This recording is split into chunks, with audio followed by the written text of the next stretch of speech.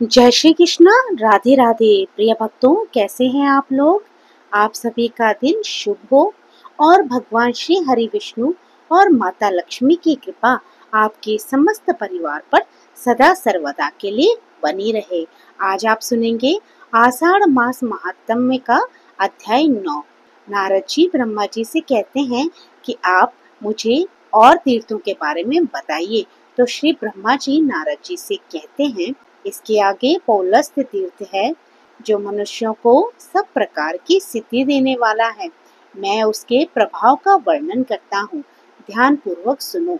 वह छिने हुए राज्य की भी प्राप्ति कराता है। विश्रवा मुनि के ज्येष्ठ पुत्र कुबेर, जो रिद्धि सिद्धि से संपन्न और उत्तर दिशा के स्वामी हैं, पहले वे लंका के राजा थे। उनके सौतेले भाई रावण, कुंभकर्ण और विभीषण बड़े बलवान थे। यद्यपि वे भी विश्रवा के ही पुत्र थे, तथापि राक्षस पुत्री केकसी के गर्भ से उत्पन्न होने के कारण वे तीनों राक्षस कहलाते थे। वे तीनों भाई तपस्या करने के लिए वन में गए। वहां उन्होंने बड़ी भारी तपस्या की और मुझसे वरदान प्राप्त किया। इसके बाद अपने मामा मारीच के तथा नाना और माता के कहने से रावण ने कुबेर से लंका की राजधानी अपने लिए मांगी। इस बात को लेकर दोनों भाइयों में भारी शत्रुता हो गई। फिर तो देवताओं और दानवों में भयंकर युद्ध हुआ। रावण ने अपने बड़े भाई कुबेर को युद्ध में हराकर पुष्पक विमान और लंकापुरी पर अधिकार जमा लिया तथा तीनों लोकों में घोषणा करा दी कि जो मेरे भाई को आश्रय देगा वह मेरे हाथ से मारा जाएगा। कुबेर को कहीं आश्रय नहीं मिला। तब वह अपने पितामह पुलस्त्य के पास गए और उन्हें प्रणाम करके बोले, मेरे दुष्ट भाई ने मुझे लंका से निकाल दिया है। बताइए अब मैं क्या करूं। अब मेरे लिए देव अथवा तीर्थ ही आश्रय या शरण है। पुत्र की ये बात सुनकर पुलत्स्य ने कहा, बेटा तुम गौतमी गंगा में जाकर भगवान शंकर की स्तुति करो। वह गंगा के जल में रावण का प्रवेश नहीं हो सकता, अतः मेरे साथ चलकर कल्याण में सिद्धि प्राप्त करो। कुबेर ने बहुत अच्छा कहकर उनकी आज्ञा स्वीकार की और पत्नी, पिता, माता तथा वृद्ध महर्षि पुलस्त्य के साथ गौतमी गंगा के तट पर गए। वहां गंगा में स्नान करके पवित्र हो कुबेर भोग मोक्ष के दाता देव देवेश्वर भगवान शिव की स्तुति करने लगे कि हे शंभु, आप ही इस चराचर जगत के स्वामी हैं। दूसरा कोई नहीं। जो लोग आपकी भी अवहेलना करके मोहवश दृष्टता करते हैं, वे शोक के ही योग्य हैं। आप अपनी 8 मूर्तियों द्वारा संपूर्ण जगत का भरण पोषण करते हैं। आपकी आज्ञा से ही सब लोग चेष्टा करते हैं, फिर भी विद्वान पुरुष ही आपकी महिमा को कुछ जान पाते हैं। अज्ञानी पुरुष आप पुरातन प्रभु को कभी नहीं जान सकता। एक दिन जगदम्बा पार्वती जी ने अपने शरीर के मैल से एक पुतला बनाकर रख दिया और परिहास में आपसे कहा, देव ये आपका शूरवीर पुत्र है। उस पर आपकी कृपा दृष्टि हुई और वह विघ्नों का राजा श्री गणेश बन गया। अहो, महेश्वर की दृष्टि का कितना अद्भुत प्रभाव है। जब कामदेव भस्म हो गया और रति उसके लिए विलाप करने लगी, तब दयामयी माता पार्वती ने आंसू बहाते हुए आपकी ओर देखकर कहा, भगवान इन बेचारों का दाम्पत्य सुख छिन गया। तब आपने उस पर कृपा की। कामदेव मनोभाव हो गया, वह रति की मनोभूमि में प्रकट हो गया। इस प्रकार उमा सहित महादेव जी की कृपा से रति ने पूर्ण सौभाग्य प्राप्त किया। इस प्रकार स्तुति करने पर भगवान शंकर कुबेर के सामने प्रकट हुए। उन्होंने वर मांगने के लिए कहा, किंतु हर्षातिरेक के कारण कुबेर के मुख से कोई बात न निकली। इस समय एक आकाशवाणी हुई। उसने मानो पुलत्स्य, विश्रवा और कुबेर के हार्दिक अभिप्राय को जानकर ये कल्याण में वचन कहा कि भगवान, यह लोग धन का प्रभुत्व प्राप्त करना चाहते हैं। इनके लिए भविष्य भूत सा बन जाए। जिस वस्तु को ये किसी के लिए देना चाहे वह दी हुई के समान हो जाए, तथा जो वस्तु ये स्वयं प्राप्त करना चाहे वह पहले ही इनके सामने प्रस्तुत हो जाए। ये भगवान शंकर की आराधना करके इस बात की अभिलाषा रखते हैं कि हमारे शत्रु परास्त हो, दुख दूर हो जाए, दिक्पाल का पद प्राप्त हो, धन का प्रभुत्व मिले, अपरिमित दान शक्ति हो, साथ ही स्त्री और पुत्र का सुख भी बना रहे। कुबेर ने ये आकाशवाणी सुनकर त्रिशूलधारी भगवान शंकर से कहा, देव ऐसा ही हो। तथास्तु कहकर भगवान शिव ने उस देवी वाणी का अनुमोदन किया। इस प्रकार पुलस्त्य, विश्रवा और कुबेर का वरदान से अभिनंदन करके भगवान शिव अंतर्ध्यान हो गए। तब से उस तीर्थ के 3 नाम पड़े, पौलस्त्य तीर्थ, धनद तीर्थ और वैष्णवस तीर्थ। वह समस्त कामनाओं को देने वाला शुभ तीर्थ है। वहाँ स्नान आदि जो कुछ भी पुण्य कर्म किया जाता है वह अधिक पुण्यदायक होता है। पौलस्त्य तीर्थ के बाद अग्नि तीर्थ है। वह सब यज्ञों का फल देने वाला है और समस्त विघ्नों को शांत करने वाला है। इस तीर्थ का फल सुनो।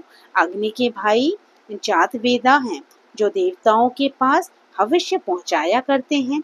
एक दिन की बात है, गोदावरी के तट पर ऋषियों के यज्ञ मंडप में यज्ञ हो रहा था। अग्नि के प्रिय भाई जातवेदा देवताओं के भविष्य का वहन कर रहे थे। उसी समय दति के बलवान पुत्र मधु ने प्रधान प्रधान ऋषियों और देवताओं के देखते ही देखते जातवेदा को मार डाला।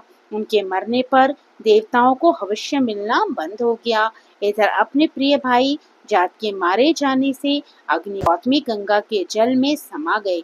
अग्नि के जल में प्रवेश करने पर देवता और मनुष्य जीवन का त्याग करने लगे, क्योंकि अग्नि ही उनका जीवन है। अग्निदेव जहाँ जल में प्रविष्ट हुए थे, उस स्थान पर संपूर्ण देवता, ऋषि और पितर आए और यह सोचकर कि बिना अग्नि के हम जीवित नहीं रह सकते, उनकी स्तुति करने लगे। इतने में ही जल के भीतर उन्हें अग्नि का दर्शन हुआ। उन्हें देखकर देवता बोले, अग्नि अब भविष्य के द्वारा देवताओं को कव्य अर्थात श्राद्ध से पितरों को तथा अन्न को पचाने और बीज को गलाने आदि के द्वारा मनुष्य को जीवित कीजिए। ये सुनकर अग्नि ने उत्तर दिया, मेरा छोटा भाई जो इस कार्य में समर्थ था वह चला गया। आप लोगों का काम करने में जातवेदा की जो गति हुई है वह मेरी भी हो सकती है, अतः मुझे आप लोगों के कार्य साधन में उत्साह नहीं है। तब देवताओं और ऋषियों ने सब प्रकार से अग्नि की प्रार्थना करते हुए कहा, हव्य वाहन, हम लोग आपको आयु कर्म करने में उत्साह और सर्वत्र व्यापक होने की शक्ति देते हैं, साथ ही प्रयाज और अनुयाज भी देंगे। देवताओं के आप ही श्रेष्ठ मुख होंगे, पहली आहुतियां आपको ही मिलेंगी। आप जो द्रव्य हमें देंगे वही हम भोजन करेंगे। इस आश्वासन से अग्निदेव प्रसन्न हुए। उन्हें इस लोक और परलोक में व्यापक रहने की शक्ति प्राप्त हुई। वह सर्वत्र निर्भय हो गए। जातवेदा, बृहदानु, सप्तची, नील, लोहित, जलगर्भ, शमी, गर्भ और यज्ञगर्भ इन नामों से उन्हीं का बोध होने लगा। देवताओं ने अग्नि को जल से निकाला और जातवेदा तथा अग्नि दोनों के पद पर उनका अभिषेक किया। कार्य सिद्ध होने पर देवता भी अपने अपने स्थान को चले गए। तभी से वह तीर्थ स्थान वहनी तीर्थ कहलाता है। वहाँ 700 उत्तम तीर्थों का निवास है। जो जीवात्मा पुरुष उन तीर्थों में स्नान और दान करता है उसे अश्वमेघ यज्ञ का पूरा फल प्राप्त होता है। वही देव तीर्थ, अग्नि तीर्थ और जात वेदस्थ तीर्थ भी है। अग्नि द्वारा स्थापित अनेक वर्णों के शिवलिंग का भी वहाँ दर्शन होता है। उसके दर्शन से सब यज्ञों का फल भी प्राप्त होता है। इसके बाद ऋण मोचन नामक तीर्थ है, जिसके महत्व को वेद वेता पुरुष जानते हैं।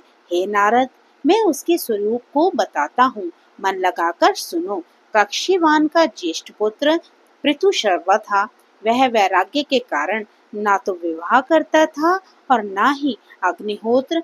कक्षीवान का कनिष्ठ पुत्र भी विवाह के योग्य हो गया था, तो भी उसने परिवत्ती होने के भय से विवाह और अग्निहोत्र नहीं किए।